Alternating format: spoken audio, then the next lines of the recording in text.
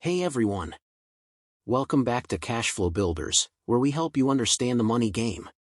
Today, we're diving into three critical economic concepts: GDP, inflation, and unemployment rates.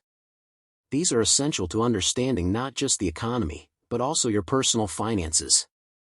GDP measures the total monetary value of all goods and services produced within a country over a specific period, typically a year or a quarter.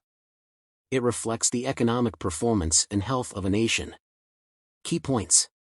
Components. GDP is usually calculated using three main components. O. Consumption, spending by households on goods and services.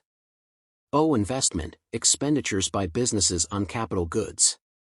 O. Government spending, public sector spending on services and infrastructure. O. Net exports, the value of a country's exports minus its imports. Types. There are two main types of GDP. O. Nominal GDP, measured at current market prices, without adjusting for inflation. O. Real GDP, adjusted for inflation, providing a more accurate reflection of economic growth.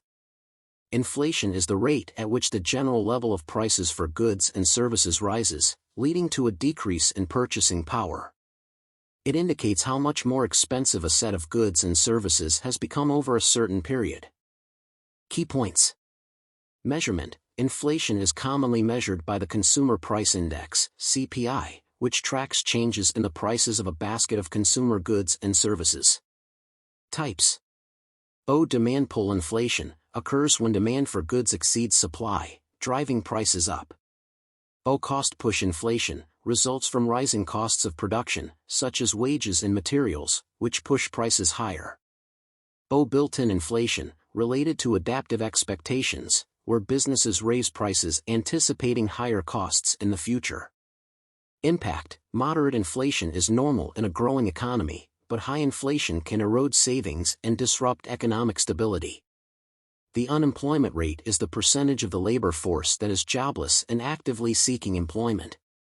It serves as an important indicator of economic health. Key points. Calculation. The unemployment rate is calculated by dividing the number of unemployed individuals by the total labor force, employed plus unemployed, and multiplying by 100.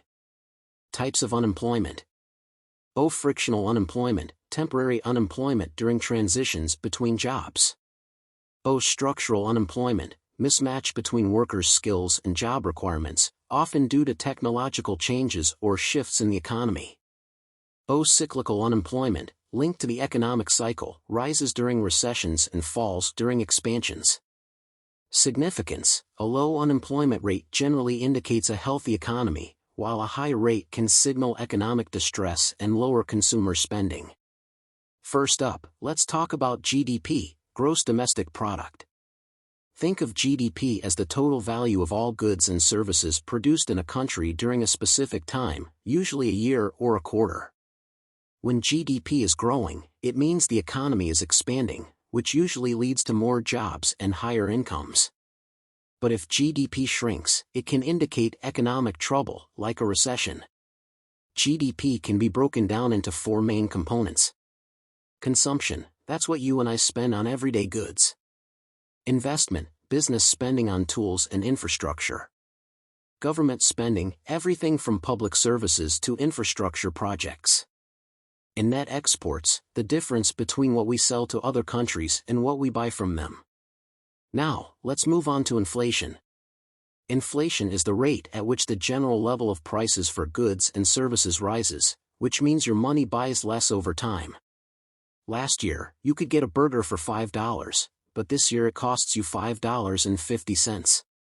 That increases inflation in action. Moderate inflation is normal in a healthy economy. But high inflation can be a problem, reducing purchasing power and creating uncertainty. Economists track inflation using the Consumer Price Index, or CPI.